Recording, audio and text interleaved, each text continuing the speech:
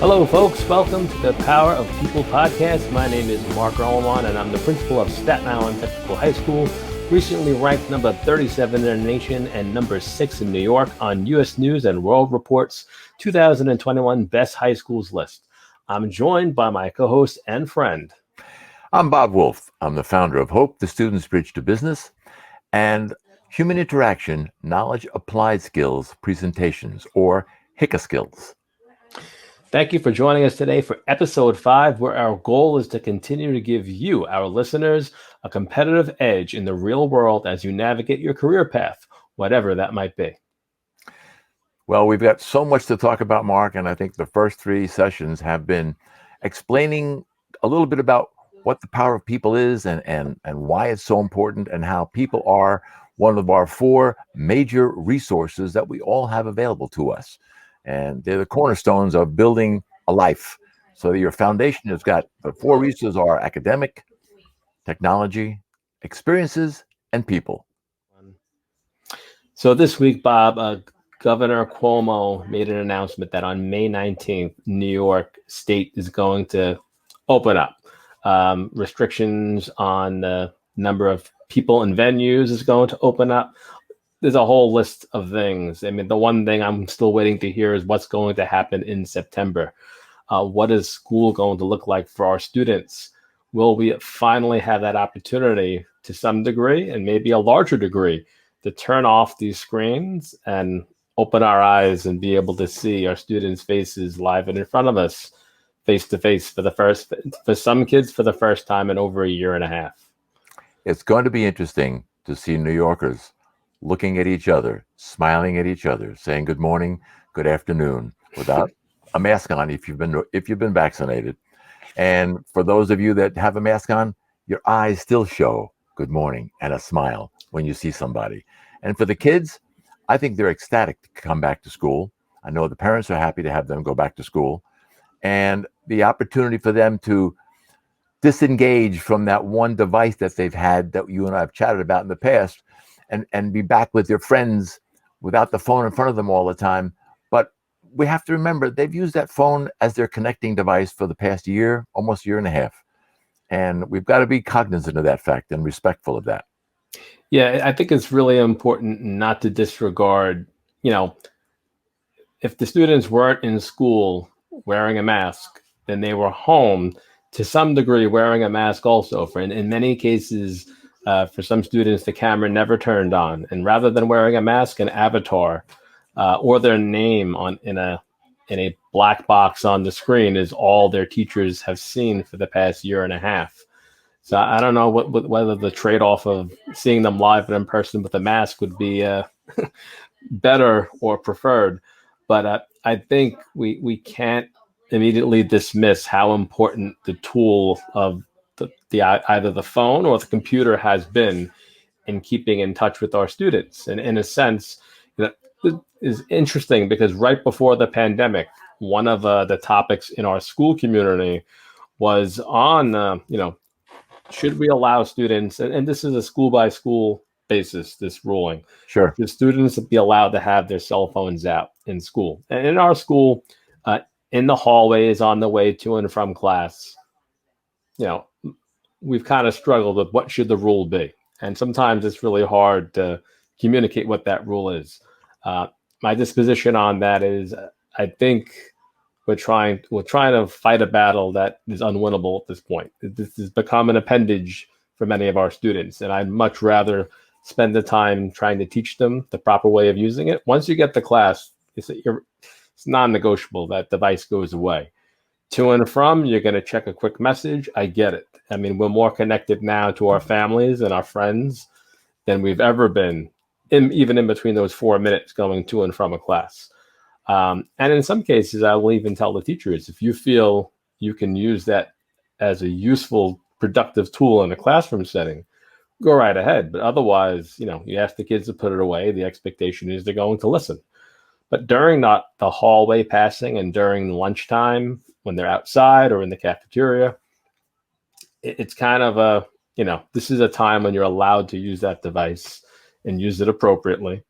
Yeah, unfortunately, we haven't had too many negative instances with that. We do have some, for sure, but I'd much rather spend the time focusing on how to properly use it than to get into an argument of hand it over. Or I hope not, we get into a physical struggle of trying to remove that device, which is something we never want to see happen. Well, it's interesting. I think when you or any educator decides that you want to show the students the respect, you want to show them how much you are empowering them to build the relationships back with you, the teacher, and the staff, and their friends. They haven't seen some of these kids and friends in a year and a half. I think the idea of saying to them, we're gonna allow you to use that phone in the hallway between classes and when you're at lunch, because we respect the fact that this is what you've gotten used to, and we would be remiss if we didn't respect that.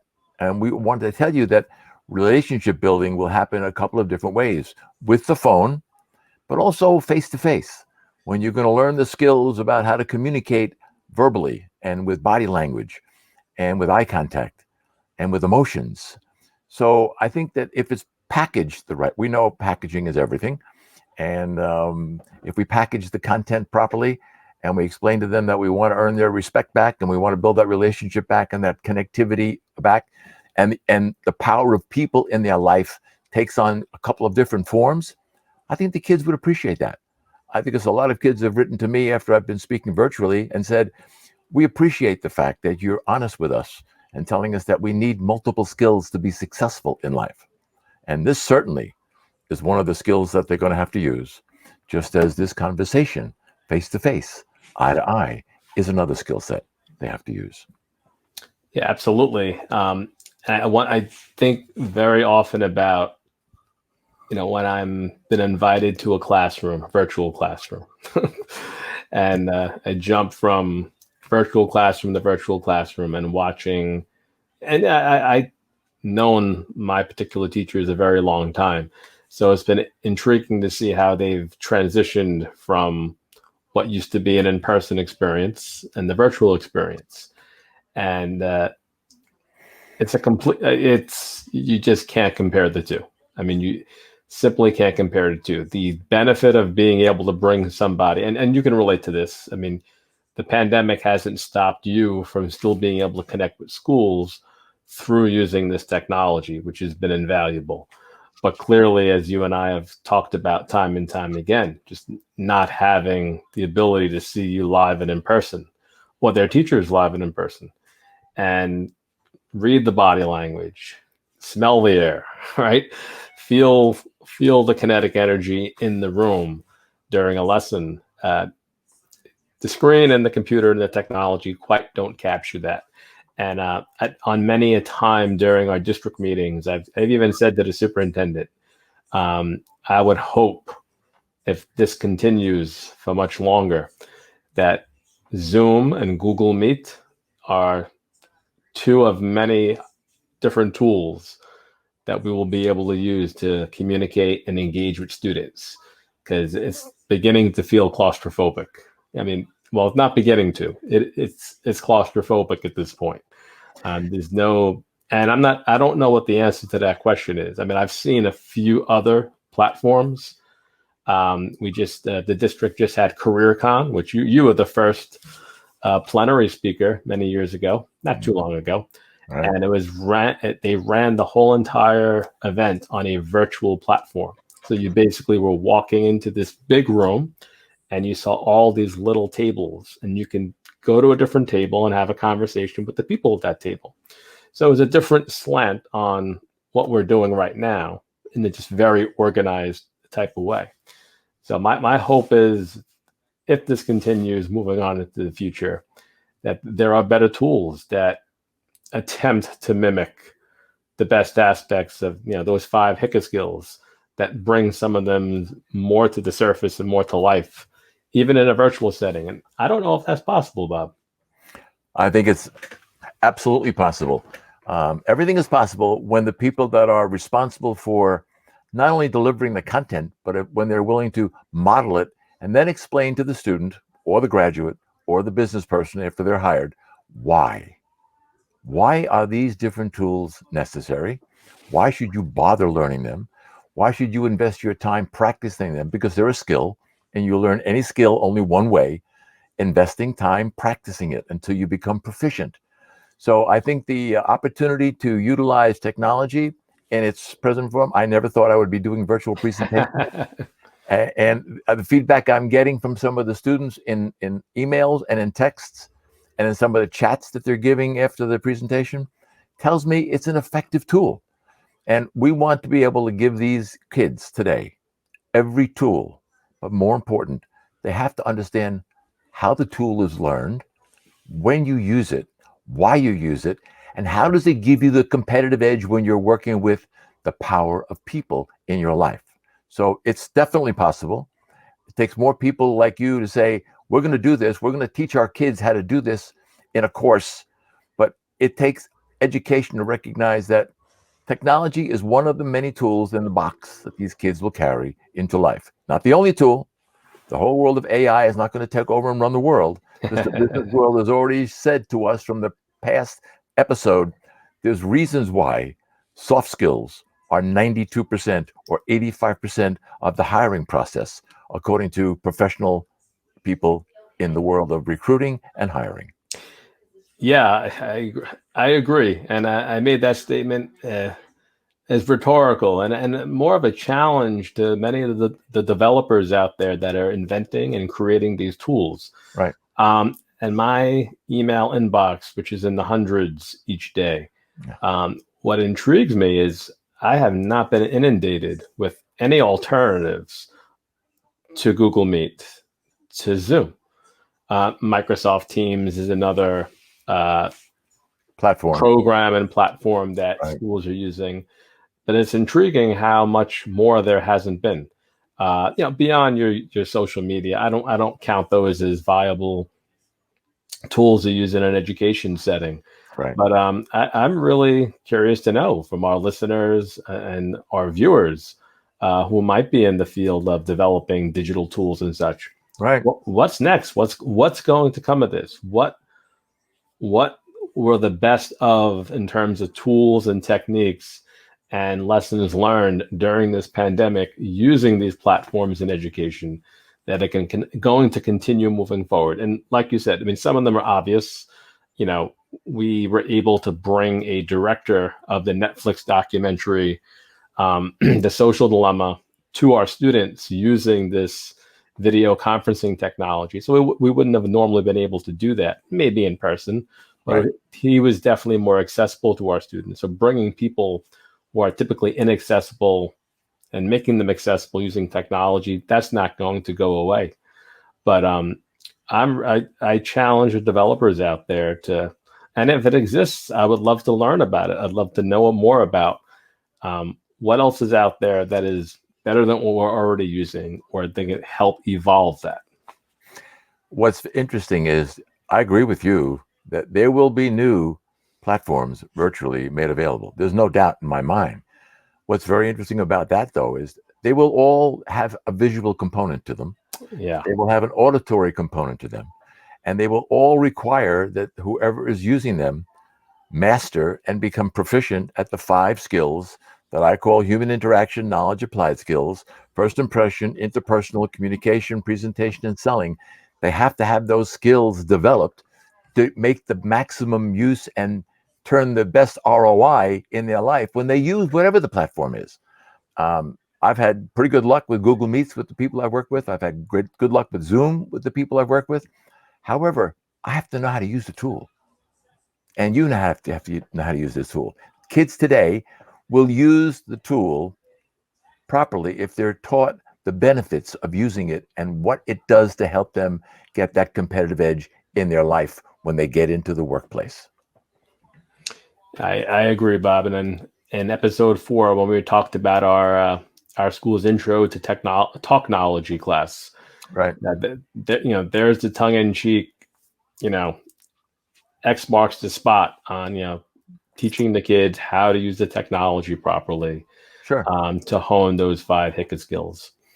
So, to our listeners and our viewers, I I put it out there, and Bob puts it out there too. What are your thoughts on this whole topic? Coming out of the pandemic, hopefully into a better new year in September for our students, and for those students who do remain remote. I hope and pray there's something better that evolves out of these technologies. Well, there will be something better when the people in education and the people in business make the kids understand that they need multiple skills to be successful, period. And the technology skill, as a resource, I call it a resource, is there for them, and it will always be there. I've had a mom tell me, when I was talking to her students at a private girls' school, she said, "This is where my daughter's going to live. This is her whole life going to be based on this." And I said to her, not necessarily, because when this stops working, and technology will stop working sometimes, it will go down.